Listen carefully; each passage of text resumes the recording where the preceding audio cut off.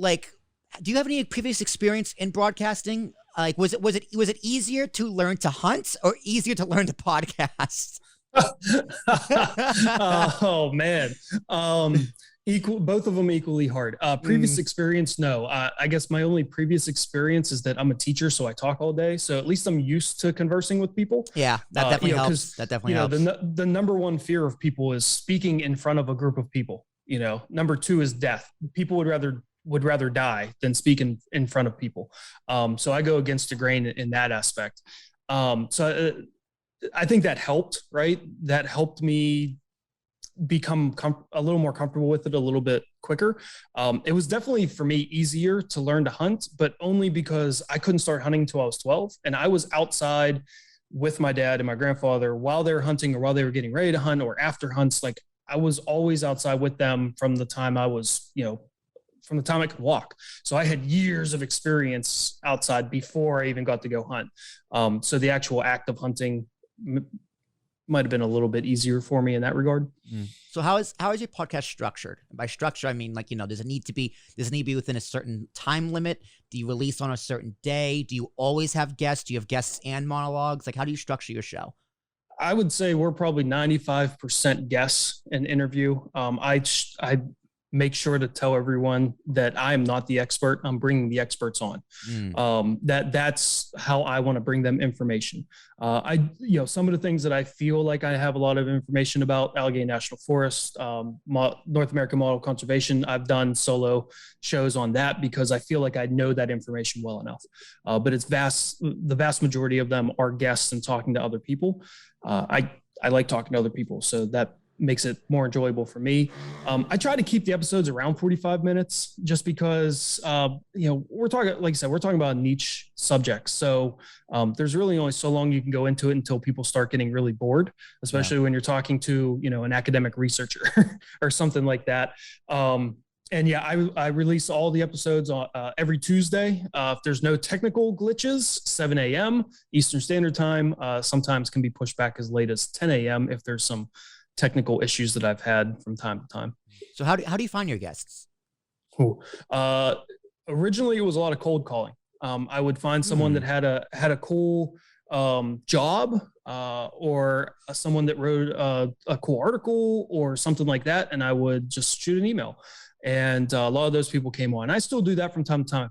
If I find something that is really piques my interest in something, that I read their article and then I read a couple more articles about it from someone else, I'm like, I'm going to go back to the original person and have them on.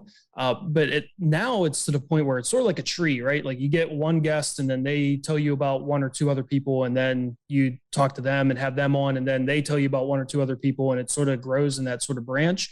And that's really how most of the guests seem to be coming on, especially in the last 6 months or so. So how much of a networking tool is the podcast? Like, do you use the podcast to network with your guests? And like, do you bring, obviously the first thing you want to do when you have a guest on is you want to have a great conversation, right? You want to get to know them. You want to know who they are, what they do, etc. But also podcasting is a great networking tool, especially for a business and especially for a nonprofit. So how successful are you? Like, do you convert your guests into people who work with you? Yeah, I would say, since we're so new, I would say it's not as high of a conversion rate as it could be. People, anytime you're something new, people are a little standoffish about that. We don't have a national reach either, so that makes it tough. I've had some, guests on where people that really like them and listen to the episode, they're interested, but it's hard for them to come to a volunteering event in Central PA whenever they live in, California. Yeah, I would say, the networking it's gotten better over the years. As we've sort of grown a little bit, it keeps getting, the ball rolling down the hill keeps getting a little bit bigger and a little bit bigger. Yeah. We're trying to do as much organic growth as possible, and try to keep away from, get away from too much on the way of paid marketing.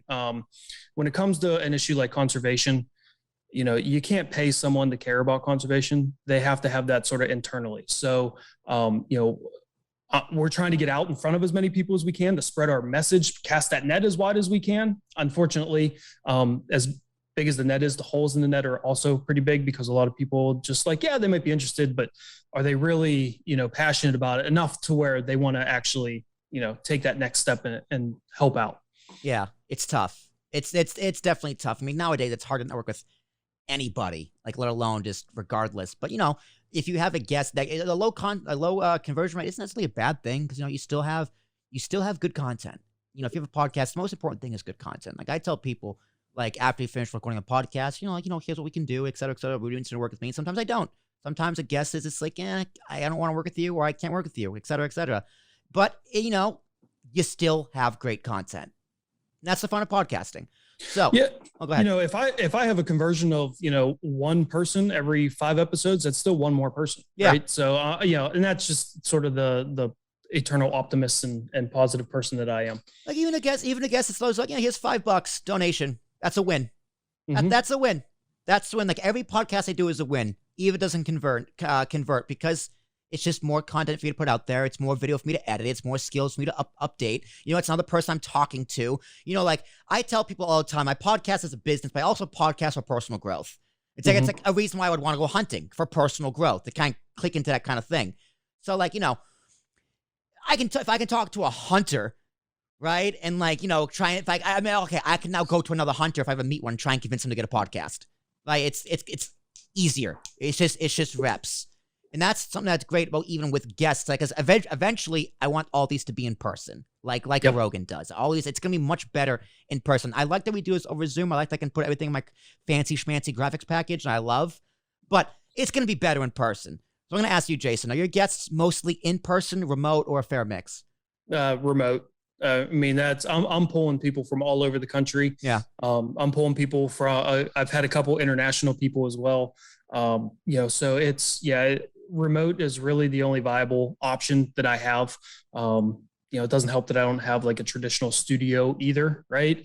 Which, if we could make a lot of money off of this, like Joe Rogan, and get a deal with Spotify, then, we're going to start flying people in. But, for now it's remote, but anytime I get the chance to do an in-person,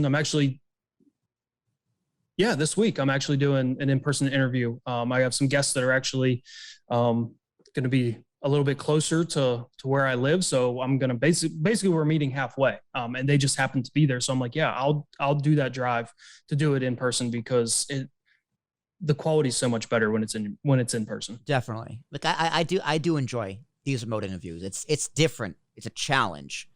I don't interrupt as much if we were in person. But that's just a fun flowing conversation. Like a podcast really is just a conversation, and the listeners are fly on the wall, shelling at the radio if they disagree. That's just how it works. That's what I love about podcasts, is you can make it whatever you want, right? Like you asked me how long my episodes are. I decided 45 minutes seems to work. You can make it 5 minutes. You can make it 2, Steven Ranella, Joe Rogan, they're doing hours at a time. That's great. That's what I love about it, is you can make it each episode whatever it is that you want. So do you do video content? No, we do not do video content. I am I'm not good in front of or behind the camera. So I have a face for radio. So this microphone is the best way for me. Yeah, I got a face for radio and a voice for TV. That's just how it works. So who else is part of your podcast team? Are you a one-man crew? Do you do all the recording and editing and distribution yourself, or do you have people to help you out? Yeah, I do. I would say 90% of it myself. I do have a coworker here that helps me out from time to time, recording some segments if we have some segment stuff, but the vast majority of it's done by me, which if I could farm out to someone else, I would do that in a heartbeat. I love the conversations. I love the pre-interview stuff. The editing and the promoting afterwards is not my cup of tea. I do it because you have to, right? Someday I hope to get to the point where I can have someone else helping, 100% with all that sort of post-production stuff. Is that the biggest challenge you face today? The post-production stuff, like after it's done and it's getting it out there? Yeah, 100%. Yeah, most people have that same problem. Yeah, and that's just because it's not my jam. Like, it's not what I want to do, right? Yeah. If I enjoyed doing the post-production stuff, it'd probably be the easiest thing for me to do. But that's not me. I'd rather sit here and talk to you and, email back and forth, ahead of time, and do all the pre-production stuff and everything. Like that's the kind of stuff that I find interesting, because I'm getting to know someone. I'm having a conversation with someone, sitting down and listening to it and editing it up afterwards and then promoting it is just it. There's other people that are more passionate about doing that than I am. Yeah. Well, I like the post-production. I like the editing. It can be very tedious. So for example, I'm going to listen to this interview 3 times. One, right now we're recording it. The second time is when I throw into the graphics package and put everything in the switches and the cuts and everything. And then the third time, I go back and listen for social clips. And my average right now is 7 clips per podcast in over an hour. And, those are all going to be released. I'm going to listen and watch those clips a million different times before they're released. So, I listen to it again, find the description. But, it's tedious and it's annoying, but I like it. It's fun. And it's just like, I force myself to pay attention, and that's how I get my creative juices flowing. It's like, oh, I can bump up this video. How can I do it? How can I add graphics to it? Okay, let me learn how to make this graphics package. Let's watch a few After Effects tutorials so I can figure out how to make this better. It's like that from the creative process is just much better for me. But I totally get it when it's like, I just want to do it and be done with it. So that's definitely a challenge. And for me personally, I hate the social media. So that's a challenge for me. But other than that, do you still have any other challenge? What's the hardest part of doing the podcast? Scheduling. I mean, without a doubt, it's scheduling, right? I mean, you're trying to get, at minimum 2 people's, with my format, right? This format, talking to someone else, you're trying to get 2 people's schedules to match up. That's tough to do. And that's if you're only having one guest on. There's, this week, there's going to be 3 guests on my podcast at the same time. So trying to match up that schedule sometimes is super, super tough, which is not fun. Sometimes it works out super easy, right? Like, hey, I'm available on these days at these times. They're like, oh, cool. I'll just, this one works for me. Great. Awesome. Sometimes it's, 20 emails later and you've finally scheduled something out, 2 months later that you're finally going to have that conversation. And that conversation oftentimes is a little bit lacking because that creative juices you're talking about that I'm thinking about in the pre-interview stuff sort of wanes because I sort of forgot about it. Yeah, no, I'm so glad that we over here at APS managed to have a process where we cut the email back and forth down to nil, as little as possible. Just, hey, reach out to me, intro email, just, here's a form, fill it out, you go right back to my calendar. It's just easy, easy, easy, easy, easy. I mean, if you need something like that, we'll talk afterwards, but, it's super, super easy. It's super helpful. And it's like, shout out to Jared Laverne for making that possible. So what's my last question before we wrap it up? What's next for you? What's next for the podcast? What's next for the business? What's the goal? And if you want the answer to that question, link in the description down below, right down there, to get the full podcast, anywhere podcasts can be found, or right here on the YouTube. Just go to the end, get the answer. Guy's a great guy. Shout out to Jason, by the way. Thank you, Jason, again for being a guest on the podcast in the Conservation Unfiltered podcast. Check them out. Check out his nonprofit. Give him a donation. Head over to Ambiguous Podcast Solutions. Give me a donation. $5 goes a long way. If you go to Jason, tell him I sent you. All right? He'll thank me. I know he will. He's a great guy. If you want to be a guest on the podcast, you know what to do. Info in the description down below. Click in the boxes around you, or on the side of you, or in the channel. I don't know. Hit the bell. I hate saying hit the bell. That's why I never say it, but